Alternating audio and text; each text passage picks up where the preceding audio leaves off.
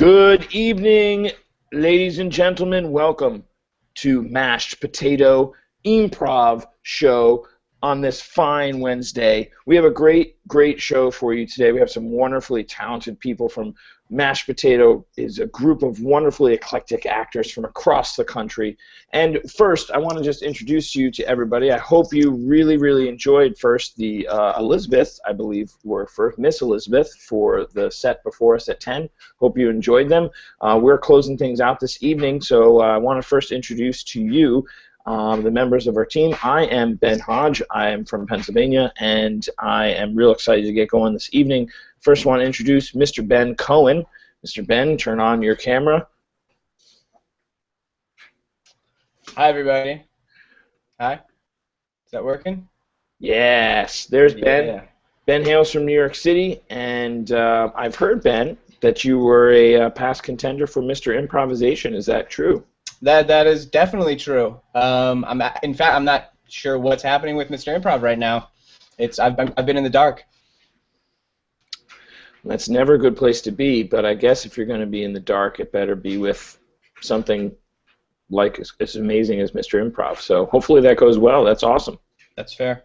Next we have Kristy Boone. Kristy Boone is joining us from Oklahoma. Go Thunder, she says. Hey, super stoked to hang out and have some fun this evening. Hopefully it's entertaining. Wonderful. You may have seen Kristy in the Chairold. Is that correct? A few last week. Is that right? Was that your first time doing? We've done now 2 times. Oh, great. Well, we're glad to have you here. We're excited to be working, and we've got I believe it's Nathaniel or Nat Beal. Is that correct? Yup, Nat Beal. Nat Beal from New York City once again. He has lots of film experience. And we had a conversation today. Terry is pretty sure that you might be insane. Do you want to tell us a little bit about that? Well, see, but Terry qualified that by saying that I was no more insane than he was. Ah.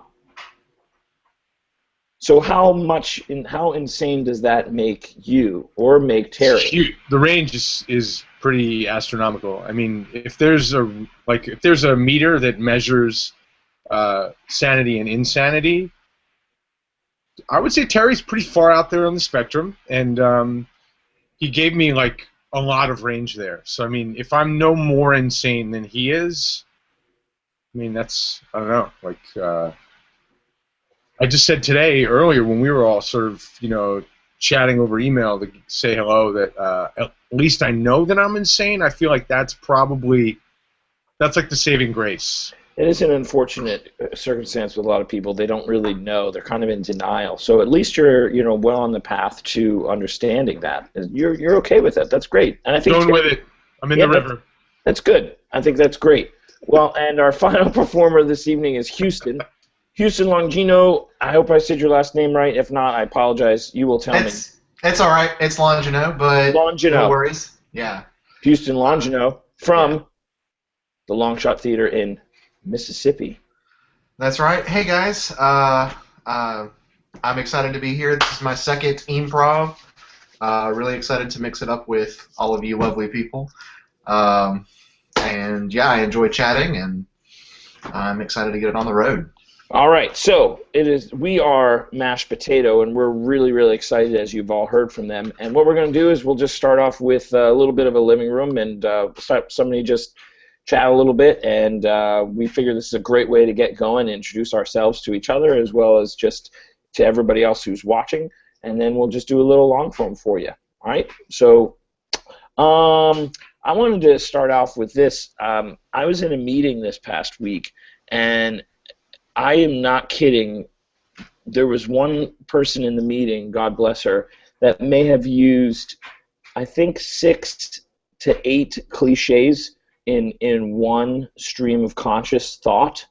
In fact, it's so juicy and good. I'm going to pull it up on my phone because I have to just read what it actually was. I immediately sent it out to my friends because we have this running joke that they're all business people. I'm in the education world. And I believe the comment she said, she started it out with, we're going to go piggybacking okay, piggybacking, rock in a hard place, chip on your shoulder, get them over that hurdle at the end of the day, banging our head against a wall, all a part of one person's comments in my meeting today. There were like 6 of them, and it was just like, it just hit me about how annoying and how crazy and how nothing was actually said with any of those cliches. You bang your head, it's just like, so to me, I just had this overwhelming rush of the hilarity and strangeness of cliches, especially in one stream of consciousness. I got to tell you, Ben, as frustrating as I'm sure that meeting was, my day today, I could have used every single one of those cliches to actually up the effectiveness of the people in the Apple Store Soho. Like, if I had actually just started using, like, we got to get this computer over the hurdle, we got to, we got to bang our heads against the wall till we do it, like, that would have helped compared to what was going on. I'm like, I have the worst consumer karma possible. Like, UPS and FedEx, for some reason, just don't deliver to my address no matter what. So if I order something online, I have to go like 130 blocks away to try and get it, literally. And I have the same thing with the Apple Store, and I have the same thing with a couple other things. But the Apple Store, I swear to God, I dropped off my computer once, I don't know, a couple years ago, and they lost it. They were supposed to actually transfer just a bunch of Final Cut Pro files that I was like, oh, I could go home and transfer this stuff. They're like, no problem, we got it. They lost the whole thing. So they lost like a movie I was working on, and they lost my computer, and then they gave me the computer that I have now as like a, we're so sorry we lost your computer, and it's had a broken hard drive since they gave it to me. So when I went in to get it replaced, I would have used all those cliches to get the help. It took me 7 hours today, going back and forth to the store. And you think using these cliches would help? Like, that'd make the difference between not getting something done and getting something done? Compared to managerial tactics that were occurring in that store at the time, absolutely. Do it, man. Dude, next time you're there, just fucking do it. Use some. Maybe you're not a cliche user, but like, you should. I'm telling you, man, go for it. You know, I'm encouraging you to do it. Oh, I will say one thing though, that was really terrifying in the store. There was a guy who looked exactly like Steve Jobs, exactly, sitting in the front window at like the learning center that they have there. Terrifying. Like a mascot? Yeah, kind of. They're hiring people that look like Steve Jobs. It was a hologram. Oh, it could have been. Oh. He's like Elvis, maybe. Like, he's actually never going to truly die. We'll just see Steve Jobs everywhere. In Vegas, probably doing shows. I mean, obviously, of the hologram sorts, like holographic shows. Let's see. We'll also probably see Steve Jobs at most Starbucks or random local coffee shops that he may or may not have supported. We also will probably start seeing him as a phantom, just kind of like slowly coming through our Apple products just for shits and giggles. I think we'll see him at clothing stores during turtleneck season. Absolutely. He'll show up at other people's random technology presentations and just kind of add to it. Maybe he'll start crashing Microsoft events. Steve Jobs really can be everywhere. Not to mention the fact that he's already probably in your email right now, going through it. He'll probably be like marrying people in like little small churches in Seattle, right? Wearing like a velour turtleneck. But he's going to be lonely, and he'll like show up. His hologram will show up early to stores for turtleneck season, and just be like hanging out in the store, like getting on people's nerves, because he has like no one to talk to because he's so smart. Yeah, he's gonna walk around with that little clicker, just coming into interrupting it. He'll have like a little portable keynote presentation behind him everywhere he goes, and he'll just be like, and the next big thing is click. He's like the ultimate virus. Steve Jobs' consciousness is the ultimate virus that runs through all hard drives that are Apple products now. He was the Matrix before the Matrix existed. We cut to the gates of heaven, and St. Peter is at the gate of heaven, and Steve Jobs is making his way into the pearly gates of heaven. Planned obsolescence. What more do I have to tell you? These things last 3 years, and at the end of the 3 years, you buy the product again. This is how I keep order on that planet. Okay, Mr. Jobs, you're not really selling your case that well. Big Apple fan. All of us up here love Apple products, but your planned obsolescence is not a positive thing. Do you want to go to hell? Do you not want to go to heaven, Mr. Jobs? Meanwhile, are you really asking me this question? Is this a trick? Mr. Jobs, I'm St. Peter. I can only, it's just, you're telling me about planned obsolescence, which is a thing of the devil, is all I'm saying. And we love your products here, but that's the one thing that bothers us. One thing. Planned obsolescence keeps economies growing. It means that people have to keep pumping their money back into the economy. And then we have to figure out something to do with the garbage. In hell. Yes! It's wonderful! Our plan is working as we expected, minions! The Apple products! The devil stands on top of a massive pile of Generation 1 iPods, Generation 2 iPhones, old iPads, Ataris, lots of copies of that E.T. game from a long time ago. His tail and his hands are made from, like, all the wires with different fittings that will never fit together. And furthermore, did they not even understand when I marked it with the bitten apple that it was indicative of Adam and Eve? Now the entire world will be in our power as soon as we suck Steve Jobs down into the bowels of hell. Sir, about that, I have bad news. It seems Mr. Jobs has gotten into heaven. This can't be! We've spent centuries getting this worked out! Yes, but Jesus just had to have the new iPhone. So they made some sort of deal. I don't know the in and outs of it. I just got the news down myself. Don't look at me that way. So, can we, if he sold out, does that mean ultimately we own his soul? Wait, Steve Jobs or Jesus? I was going for JC there. We may have to look into that. He might have violated his own rules. These contracts that we have to deal with are very large. You know, Prometheus, you are my favorite minion, and I trust that you will get this worked out. I will. Meanwhile, in heaven. Don't worry about it, Jesus. You shouldn't feel so bad. People have sold that shit for much less than Mavericks. Yeah, you like that new operating system? I know you do. I know you do. Yeah, I do really enjoy that operating system there. I did find Mavericks. I didn't really like the name. I thought it was kind of cheesy. I was hoping they would stick with something, I don't know, it's just a little more catchy. Maverick. I mean, I thought they did the animal thing for a while. Maybe something like Cougar or like, I don't know, Lemur or something like that. I just didn't think Maverick. Lemur? Yeah, Lemur. Lemur? Yeah, Lemur. The big-eyed thing. They're cute. I mean, I know what a lemur is. I'm Steve Jobs. Oh, Steve. Listen, Steve, you can talk to me when you've died on the cross and rose on the third day. You know, what have you done other than create these wonderfully amazing technological projects?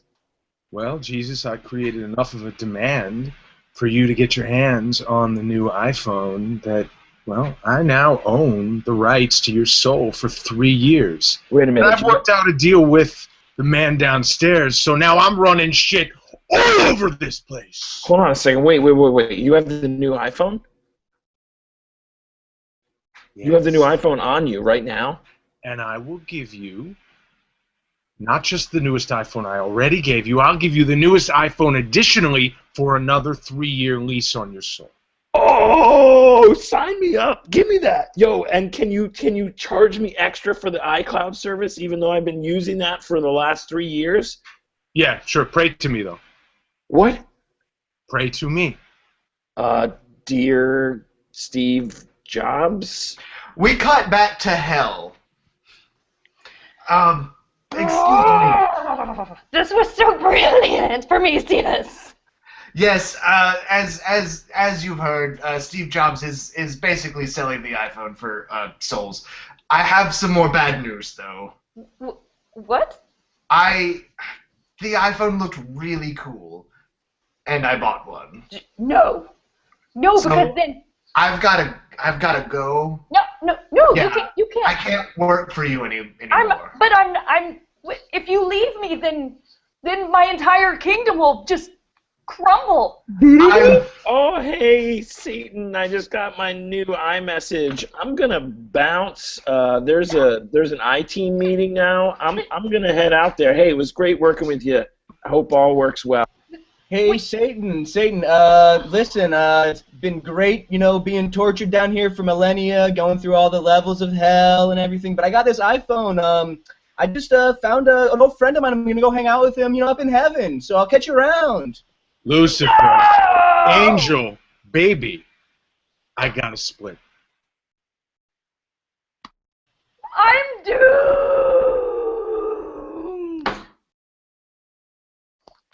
Meanwhile, on the planet Earth, the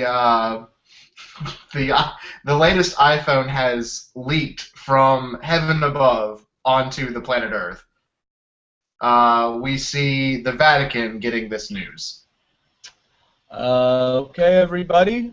I got an announcement. Okay, Father. Let's go, Father. We're really ready for this. Invictus. Listen, Goose. iPhones are raining upon us like manna from heaven. I'm as shocked as you are. I always assumed them to be earthly things. I guess I've been wrong about religious stuff. I have a question. Is this a sign of the apocalypse? Old me would say yes, but old me also wouldn't have said that there were iPhones raining from heaven. I'd think angels, manna, like I said before. So, boy, I don't deserve this job anymore. I'm gonna step down as Pope. Just before you do, Your Holiness, though, Sure. what are we thinking here? Are we thinking that this kind of false idol worship, maybe not so false, maybe this is the second coming? This is the truth? Yeah, I like the way you think. Have you thought about? Would you like to be the Pope of this? I'd never thought that way. You should be the Pope of this new religion. Can worship this iPhone. What is it, 6? Wow. I don't know. I feel like there's so many things I'd have to straighten out with what's going on right now. I thought you had it in hand. It makes me... All right. You know what? No, you know what? Yeah, I'll do it. Yeah, you're speaking my language. Here, take my hat. Pope Francis, I was just curious here. It sounds like you're trying to give up your papacy a little bit too easily. Is there an ulterior motive here? Ugh, you saw right through. You saw right through. What's really going on, Pope? I've gotten into drag racing recently. Driving those cars. Mm-hmm. I don't have time to do both things. There's only enough time in the day. I'm guessing, the iPhone falling from heaven was really just a happy coincidence for me. So you said drag racing. Is that the drag racing with cars, or are you dressing up in females' clothing and running around an oval? It's in cars, dressed up as a woman. It's both. It was a false cognate translated from English to Italian and then translated back to English for me. And then I got into it, and there's like a great community for it. It's huge here in Vatican City. Who knew? Pope Francis, I have a follow-up question. Sure. Are you taking possibly some of the church earnings to continually repair said car because of all the iPhones raining down? Because I've noticed we've been a little slim recently. Yep. Loud and clear. I wanted you guys to know that that was my backup plan in case I didn't. If you guys wouldn't let me quit, I was hoping that I would, get thrown out in shame for funneling church goods, church money into my drag race, addiction. It's an addiction. I'll say it's an addiction. I'm okay with that. Francis, what up? I got the hat going. I got the mobile running. You want to go for a ride or what? Oh, yeah. Just strap me in. I'll ride in the back. You can ride in the front. That's a nice dress. Could we possibly cast out demons now? I mean, we're known for that, right? We could help you with your addiction. Clearly, you're possessed. Possessed? Yeah, let's... I like drag racing. I do, and demons is a subjective term. I'm sure all of you have had negative things that people didn't like in your lives before. Andy, how about you? Andy? No? Yes, sir. Yes.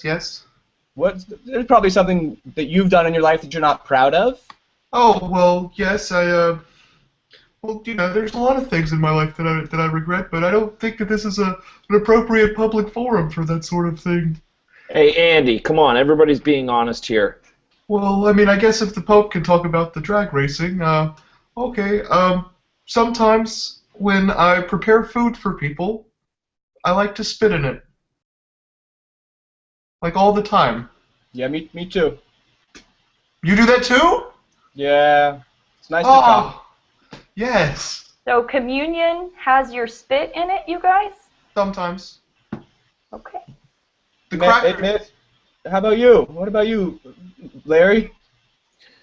Well, I wasn't expecting on opening up. I guess,